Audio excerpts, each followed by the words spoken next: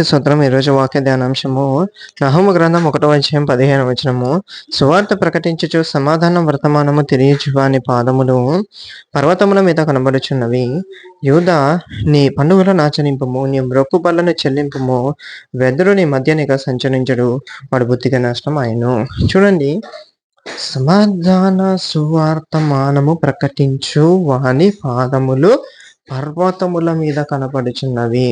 చూడండి, పర్వతముల మీద అనగా చాలా గొప్ప స్థానం అది.